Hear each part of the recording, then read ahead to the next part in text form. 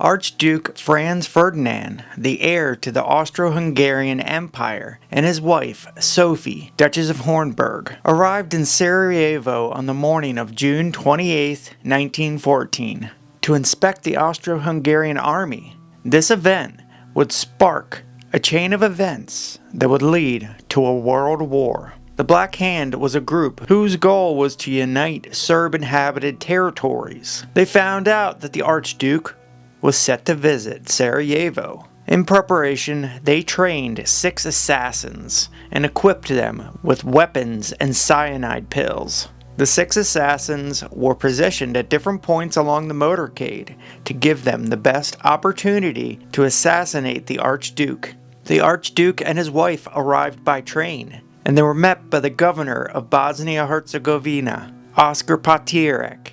He had 6 cars waiting. The first car carried the chief officer of special security, and it was supposed to have 3 other officers of special security, but 3 local police got in instead. The other 3 men that were supposed to go along in the motorcade were left behind unintentionally.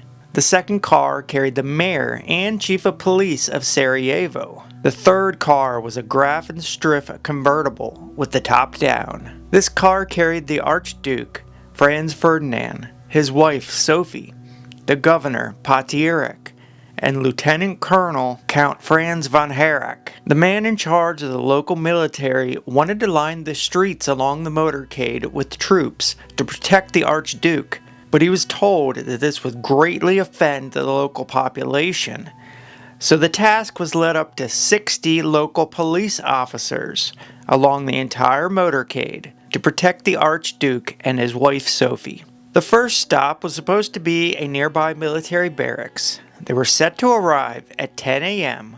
2 assassins were positioned in front of the Mostar Cafe across from the river. The first had been given a bomb, and the second had a bomb and a pistol. These 2 would-be assassins got cold feet and failed to act. The third assassin, named Gavrilo Princip, I'm probably butchering these Serbian names, by the way. He was in position across the street from the 2 men at the cafe. He had been issued a bomb for the assassination attempt.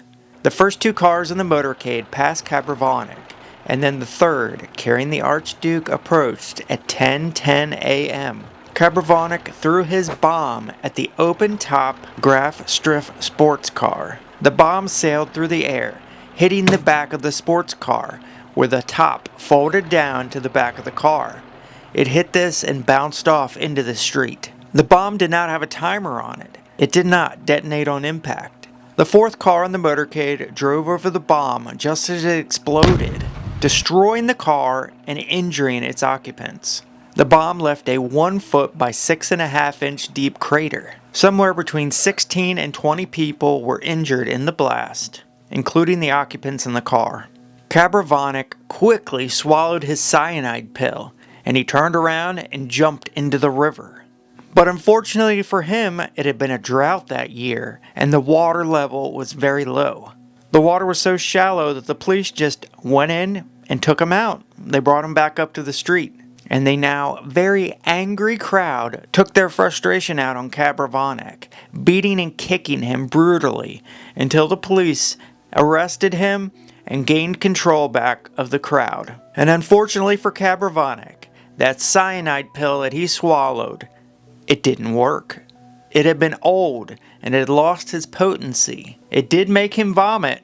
He got quite sick. It didn't kill him, even though he probably wished it had. The rest of the motorcade, after hearing the explosion, quickly sped off. They passed the other 3 would-be assassins so fast that they had no time to react or even see who was in the vehicles. The motorcade arrived at the Sarajevo Town Hall, and a reception was held for the now quite angry Archduke Franz Ferdinand. The mayor of Sarajevo had written a pre-planned speech, but the Archduke quickly cut him off and said, "Mr. Mayor, I came here for a visit, and I am greeted with bombs. It is outrageous." The Archduke's wife Sophie quietly whispered in his ear. The Archduke's expression changed, and then he told the mayor, "Now you may speak." After the mayor had finished, the Archduke gave a speech, and at the end he thanked the people of Sarajevo and he said, "As I see in them an expression of their joy at the failure of the attempted assassination." After the reception, the Archduke and the rest of his party had to figure out what to do next. Should they cancel the rest of their visit, or should they continue on as planned? The Archduke's chamberlain thought that he should wait at town hall until they could bring in the army and then completely line the streets, just like they wanted to from the beginning. But Governor Oskar Potierik said no to this option, and he asked sarcastically, "Do you think Sarajevo is filled with assassins?" Speaking of assassins, one of the assassins, Gavrilo Princip, had heard news that the assassination attempt had failed, so he walked down and made his way to a restaurant near the Latin Bridge. He wanted to change positions in case he got a second chance to make assassination attempt from the Archduke on his return trip. The Archduke and Sophie both decided they didn't like any option that they had, so they told everybody that they were just going to go to the hospital and meet with the bombing victims. Oskar Potierik decided that they were going to take a different route to the hospital to avoid the city center, but unfortunately, he failed to tell the drivers of the motorcade this. The Archduke and Sophie left town hall at 10:45, walking down the stairs to the same open-top sports car they were in during the first assassination attempt. Lieutenant Colonel Count Harak stood on the running board to protect the Archduke from any other assassination attempts. The motorcade set off, and when they reached the Latin Bridge, the motorcade turned right, and the Archduke's car followed. Remember, the driver was not told about the change in plans. Governor Oskar Potierik quickly told the driver to stop and to turn around. He stopped. The driver put the car in reverse, but the engine stalled on the bridge. Gavrilo Princip watched this event transpire right in front of him. He couldn't believe it. His chance to assassinate the Archduke had just fell right into his lap. Princip had a FN model 1910.380 caliber pistol. Princip pulled out his pistol and walked towards the car, firing a shot at the Archduke, hitting him in the neck, firing another shot at Sophie and hitting her in the abdomen. Sophie fell unconscious immediately. Lieutenant Colonel Harak repeated the Archduke's final words. "Sophie, Sophie, don't die.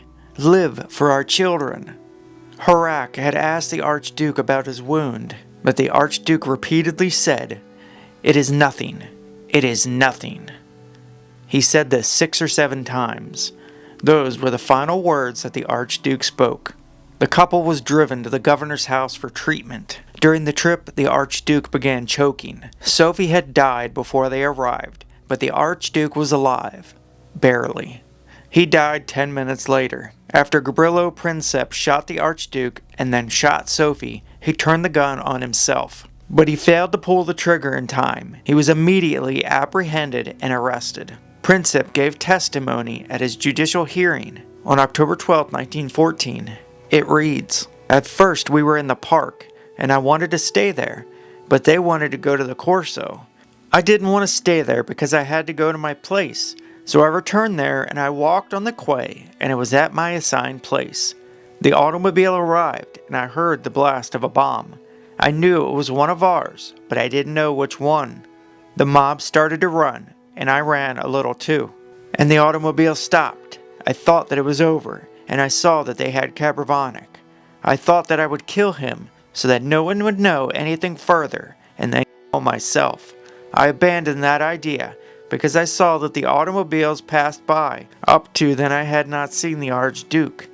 I went to the Latin Bridge, and then I heard that the assassination had not succeeded. And then I took thought as to where to stand, because I knew he would have to pass, having read it in the Bosnian Post and the Tagblatt. Then I saw that the lady was sitting with him, but because they passed so fast, I did not know whether she was sitting. Then I stood, and one Pusar came up to me and touched my shoulder and said, 'Do you see how dumb they are?' I was silent. He called me aside, and because I thought he was a spy, I thought that he wanted to get something out of me. A relative of his was a spy, so I thought that he was too. I don't know whether or not he was near me, But then the automobile came, and I took the revolver and I shot at Ferdinand at a distance of 4 or 5 paces. W.A. Dolph, the Sarajevo trial. All of the assassins were eventually caught. Anti-Serbian riots quickly broke out across Sarajevo, and shortly after, across the entire country. This event sparked the July Crisis. Austria-Hungary wanted to attack Serbia directly for the assassination, but they were worried about Russia's reaction. Russia was an ally of Serbia. Austria-Hungary wanted a guarantee from their ally, Germany, that Germany would support them if Russia declared war on Austria-Hungary for attacking Serbia. France eventually met with Russia to confirm their own alliance. Austro-Hungarian leaders gave an ultimatum to Serbia. Serbia needed to formally and publicly commend the dangerous propaganda against Austria-Hungary, suppress all publications that incite hatred and contempt of the Austro-Hungarian monarchy, dissolve the Serbian Nationalist Organization and all other such societies in Serbia, eliminate without delay from schoolbooks and public documents all propaganda against Austria-Hungary, remove from the Serbian military and civil administration all officers and functionaries whose names the Austro-Hungarian government will provide, accept in Serbia representatives of the Austro-Hungarian government for the suppression of subversive movements, bring to trial all accessories to the Archduke's assassination, and allow Austro-Hungarian delegates to take part in the investigation, arrest Mayor Tenkosic and civil servant Signovic, who were named as participants in the assassination plot, seize the cooperation of the Serbian authorities in the traffic in arms and explosives across the frontier, provide explanations to the Austro-Hungarian government regarding Serbian officials who have expressed themselves in interviews in terms of hostility to the Austro-Hungarian government, and notify the Austro-Hungarian government without delay of the execution of these measures comprised in the ultimatum. The Serbs read the ultimatum, and they tried to make a compromise. They knew that Russia was not ready to support them militarily yet, if war broke out. The United Kingdom was semi-aligned to France and Russia, and they did not want to get involved militarily, but they offered to mediate. On July 24th, Serbia mobilized its army, believing that Austria-Hungary would declare war the next day. July 25th, Austro-Hungarian Emperor Franz Joseph ordered mobilization. That same day, Russia orders partial mobilization. At 11 a.m., July 28, 1914, Austria-Hungary declares war on Serbia. Over the next few days, Germany tries to convince them to accept Serbia's counter-offer. Russia issues a general mobilization on July 30th. Germany mobilizes on August 1st and declares war on Russia. August 2nd, Germany issues an ultimatum to Belgium, demanding free passage to France, but King Albert refused. August 3rd, Germany declares war on France. August 4th, Germany declares war on Belgium. This violated Belgian neutrality. Britain, France, and Germany were all committed by the treaty. August 4th, Britain declares war on Germany. August 6th, Austria-Hungary declares war on Russia. That fast, all of the major superpowers in Europe were at war. And the spark that ignited that war was 2 shots from Gavrilo Princip's pistol. Gavrilo Princip was convicted of high treason and 2 counts of murder. During sentencing, he was too young for the death penalty, being only 19 years old, so he was convicted for the maximum sentence of 20 years in prison. Princip developed tuberculosis while he was in prison, and he died April 28, 1918. He did not live to see the end of the war that he started that day in Sarajevo. A fascinating piece of history that destroyed a generation and changed the world forever. Let me know if you liked this video. I am absolutely fascinated by the First World War. I love it. Love reading about it. It piques my interest so much, the First World War. Thank you for watching. I hope you enjoyed, and we will see you on the next. Peace.